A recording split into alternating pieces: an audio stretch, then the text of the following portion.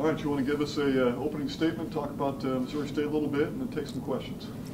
Yeah, I have another good opponent, Missouri State. Coach Steck's done a good job getting those guys going and building their program in year 4 and won a couple games early in the season against ranked opponents. And then, had a tough game at home last week against Western Illinois. Really, when you look at the middle of the league, everybody's played each other pretty close, and they've won some close games. And then, so it's just another week in the Missouri Valley where we got to go on the road and play a good opponent. And we've got to look at things that we're doing that we've got to get better at. Obviously, we've not been able to close one out as some of these other teams have, and the process isn't going to change. We got to keep fighting. We got to keep developing, and some guys that are being called upon, they've got to continue to grow and get better. Is their quarterback their most biggest weapon? Yeah, I mean they build that offense, around him. They've got some good backs and they've got some big receivers, but he can run it and he can throw it. He's an athletic kid and does a good job. He's a winner and plays hard. Western was able to keep him to 20 yards rushing. What did they do really well defensively? Yeah, it was they just got at him, out executed him. I'm sure when they look back, it's just like anything. You got a plan going in, and Western was able to do a good job up front and limit them. And then Western had a lot of big plays on offense. McShane got going. They kind of controlled the ball a little bit on them. So we got to do the same thing. I mean, we got to stop the run. We obviously haven't done that. It's kind of been our Achilles heel throughout the season, is stopping the run, and it won't change this week. I mean, it's a team that is going to run. To be successful, they want to run the football, whether it's with the quarterback or with their backs, and we've got to find a way to stop the run. Jason Randall's their veteran, but they turned to this freshman, Jeremiah Wilson. How is he different than Randall, or are they pretty similar? They're similar, and they play a couple different backs, but we've got to be ready. We've seen all different types of backs in this league, and most teams have a guy that complements each other. So,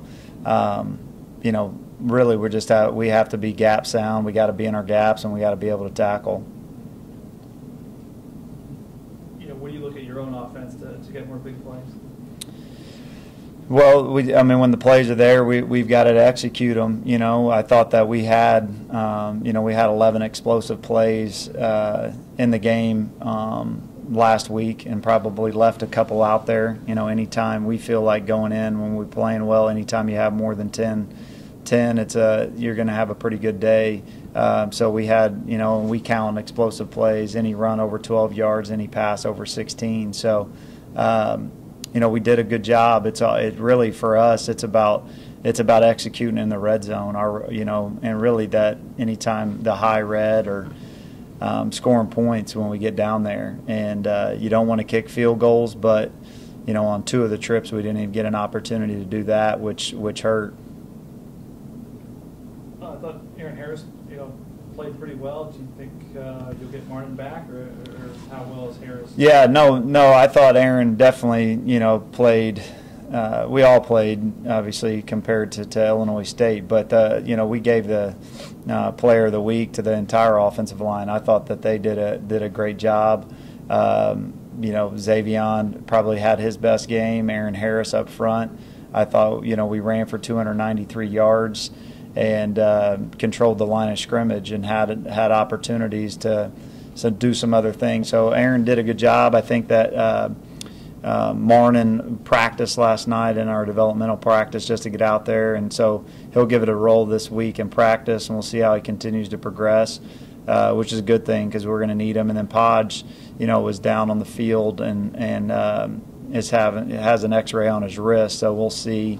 So, with Marnin's back and then Aaron's got to play guard or Marnin's played guard. So it'll be we'll see what really it'll kind of be up to how Marnin comes along and then what goes on with Podge.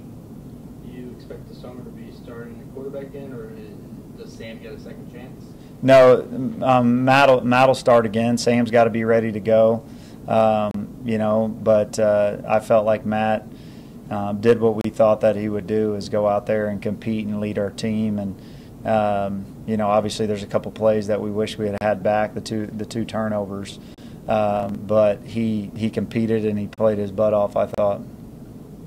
You played Lennar and Bonasinga a little bit more. I always like those guys in practice. What did you like out of their effort? Yeah, Sam's a guy that Bonasinga is just get him on the field, reward him for just being everything that you want, and a teammate, and practice hard and keep developing, and does a good job. And we've got a lot of receivers, but he's earned his turns and has done a good job, did a good job on Saturday. And then Landon's played a bunch, throughout the entire season, but moving him a little bit more outside too, which which kind of changes the game for you a little bit. So he's played a little bit more outside the last 2 weeks, and then Sam's more of a slot receiver, and then that way it gets Landon outside, and we played Sam more in the slot. You've got to be successful on first down, but when you talk about keeping Matt out of a clear passing situation, what's the key to that for your run game? What do you say? You want to keep third and long. Yeah, definitely. I mean, that's with any QB. I mean, your success rate on third and long's not good, no matter if you're a pocket passer or a running quarterback or whatever. And for the most part, we did a good job of that. We were 4-9 on third downs. Picked up some with his feet and threw for one. So 44% on third down, and stayed out of a lot of third downs. We had 28 first downs, and we're able to run the football with success early on the early downs, and we got to continue to do that. But yeah, I mean the key is to stay out of it, and if you are going to get some, your third downs, if you look back, are more of your third and mediums to third and shorts, you're going to have more success on third down. I guess with 4 games left in the season, at what point do you maybe cut your losses some and start giving the younger guys some time to get a better look at them for next season? Yeah, we've played. We're going to compete. I don't think we'll ever just say we're cutting our losses. I mean, we're preparing and competing to win every single game, all the way down to the end. And so, the best players that give us the best chance to win will be the ones that are playing. As the season gets going and these younger guys continue to step up, some of them will get some opportunities. Some of them got some opportunities on kickoff and some special teams things that you'll see some of that stuff. But we've got to line up with the guys that give us the best chance to win. Matt McClellan, their DE, end, do you see any similarities with Anthony Knighton?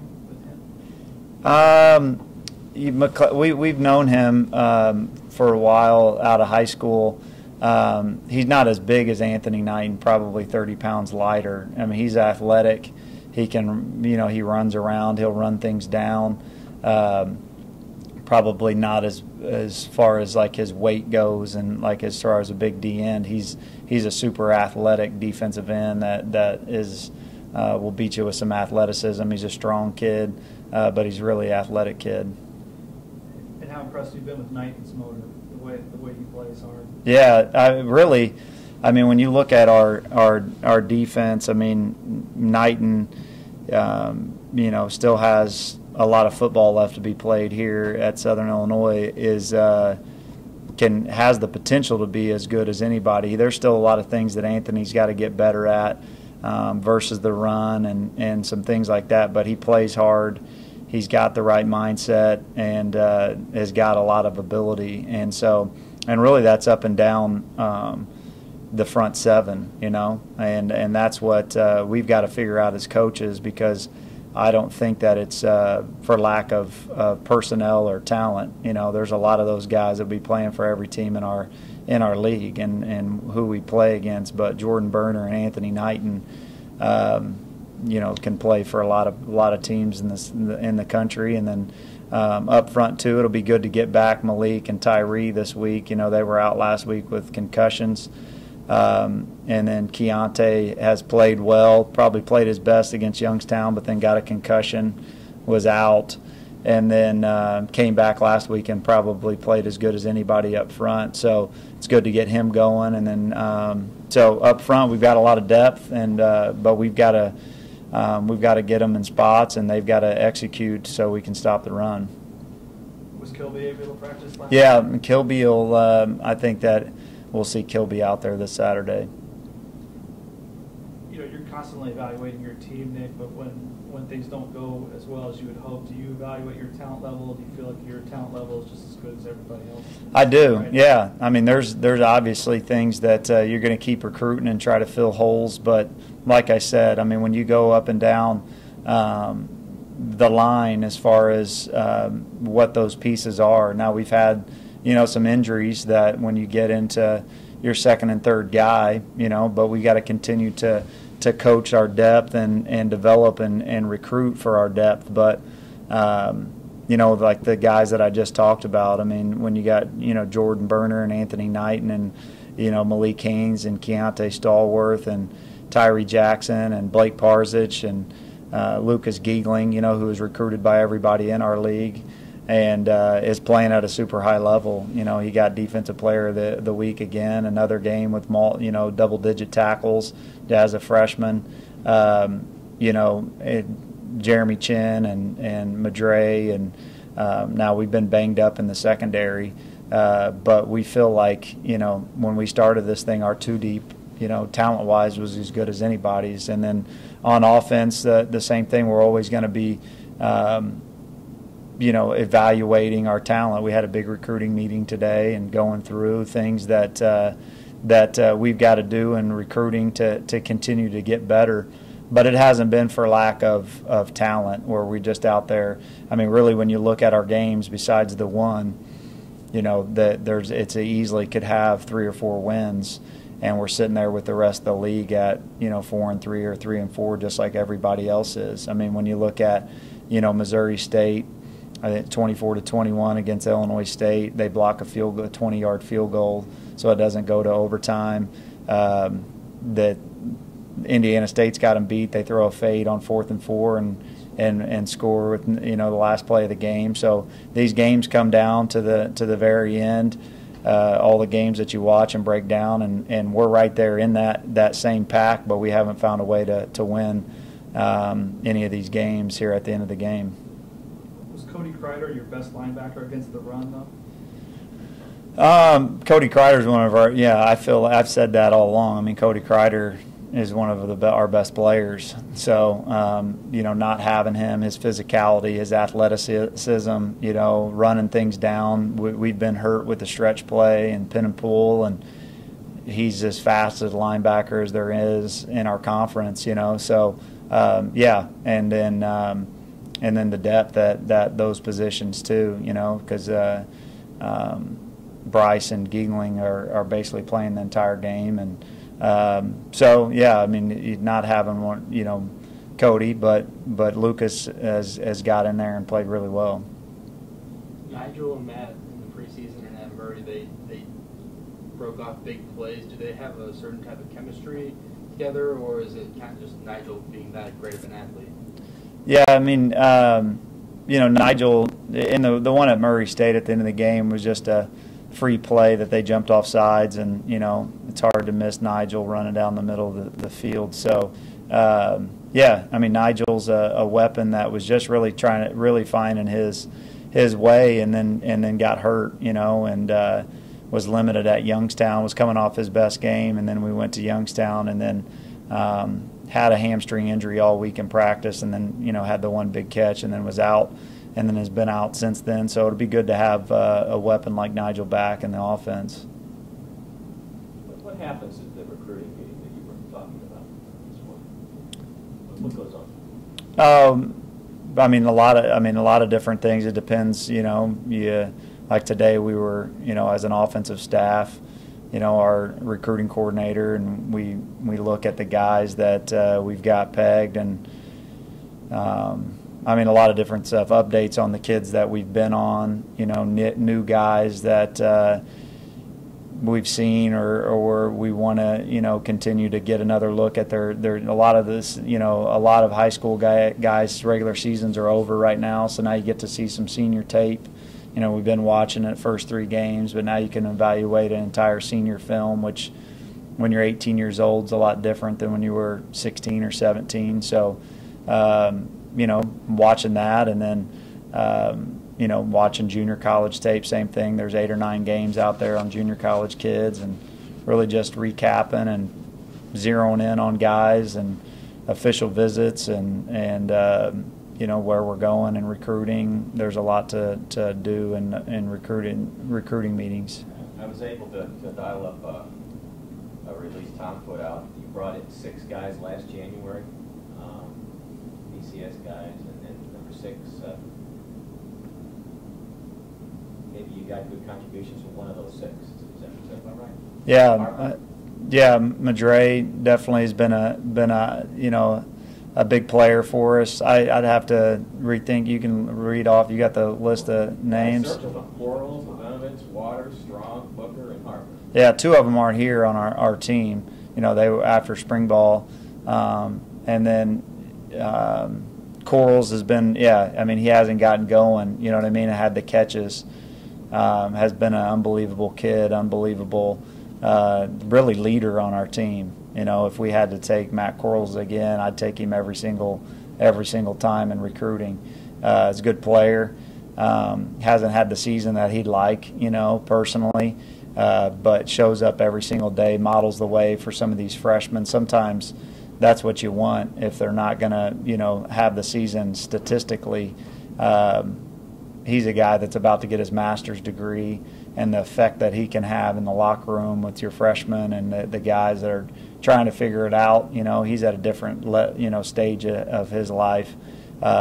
So happy as can be to bring Matt Quarles as a part of this program. We've all could learn something for him. How following from spring through summer, you had just a whole menu. You still do of people sitting on this side of your desk, that your wide receiver core was the strength of your team. And for whatever reason, quarterback issues or whatever, how frustrated are you about the way that's come? Yeah, I mean, we still have good receivers, and when you look around this league, it doesn't matter, when you get in the middle of the Missouri Valley Conference, you're not, it's a league that you got to be tough and you got to play great defense. You got to run the football. When we got to continue to make plays in the passing game. So, obviously Ralph has had a good season, and then Landon has come on. We haven't had the big plays in the passing game that you'd like to see, but we got to keep doing that. It's not we've called a lot of things to get them the ball down the field. We will, and we've got to play good at the quarterback spot to get them the football, but we do have good receivers, and we got to keep finding ways to get them the ball. How close are you to your December class, envisioning what you're going to have, or do you think it'll change a lot in November? Well, we'll continue to, a lot of, the finalization of your class will happen there at the end of November or December, seeing who. But we had I think we have 11 commitments now. Just got a couple this week, and so really today. So we it'll start to pick up. But we had a good group that committed to us before the season started, and still committed, and then we'll continue to finish that out. And obviously from this point till signing day, it starts to pick up. How big of an impact has Geiska had on what you guys are trying to build for the future? Really good, and he's just, he's a guy that he's a worker, and a lot of his contacts, and that's what he loves to do. He's not a coach or wants to be a coach. He likes to sit in those rooms and recruit. So it's nice to have him, at the FCS level. The difference between, and FBS Power 5, you've got an entire recruiting office, that the position coaches are just getting things slid across their desk. I mean, they do their job of recruiting and going out, but so at the FCS level, you got to do a lot of that on your own, and it's been nice to have Geiska to do a lot of that stuff, and when we're in there game planning, he's continued to use every resource that we have to try to find the best players that we can. Does he share some of the DOB job duties, or is his 100%? No, he does both. He does both. So here, yeah. So he's got to do a lot of all the operation stuff too, like when we're on the road, hotels, meals, game day stuff, all of that stuff as far as the operation stuff goes. So that's another, here we're thankful to have him, and but he shares both roles, yeah. Anything else? All right.